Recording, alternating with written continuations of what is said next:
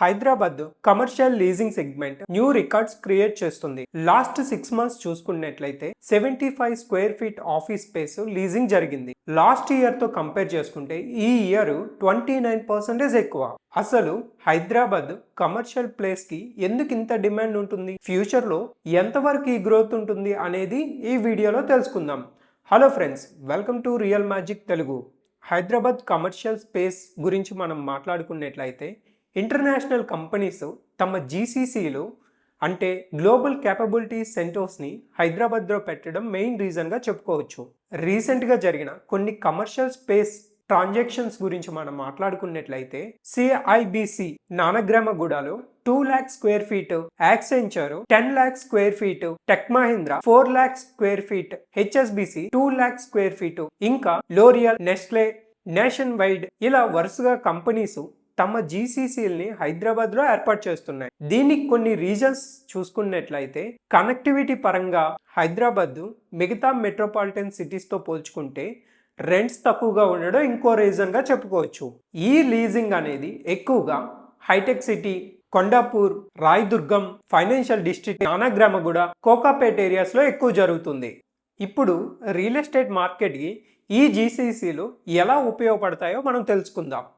ఈ commercial space రెంట్కి తీసుకునే కంపెనీస్ వలన కొత్త జాబ్స్ క్రియేట్ అవుతాయి. అప్పుడు ఆటోమేటిక్గా రెసిడెన్షియల్కి కూడా డిమాండ్ పెరుగుతుంది. లాస్ట్ 6 monthsలో 19,249 ఫ్లాట్స్ సేల్స్ జరిగాయి. ఇంకా మార్కెట్లో 25,000 ఫ్లాట్స్ ఇన్వెంటరీ మార్కెట్లో అవైలబుల్గా ఉంది. హైడ్రా అండ్ వార్ సిచ్యువేషన్ కారణంగా బిల్డర్స్ ఆచితూచి న్యూ ప్రాజెక్ట్ స్టార్ట్ చేస్తున్నారు. కూడా ఇన్వెస్ట్మెంట్ చేయడానికి ఇది మంచి టైం.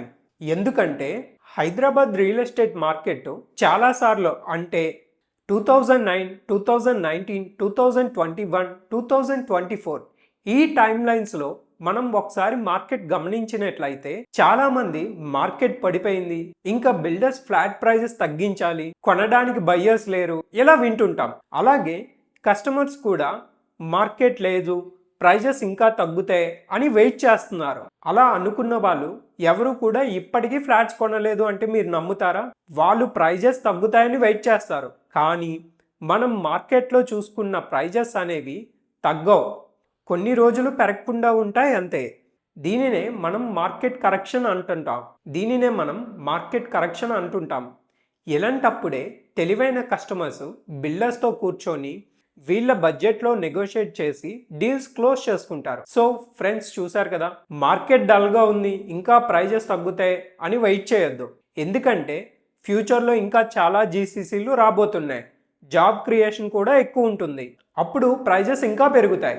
సో కాబట్టి ఇప్పుడే మంచి డీల్ క్లోజ్ చేసుకోండి. మీకు గనుక మన real magic Telugu channel content నచ్చినట్లయితే సబ్స్క్రైబ్ చేసి మీ ఫ్రెండ్స్ అండ్ ఫ్యామిలీ మెంబర్స్కి షేర్ చేయండి. Thank you.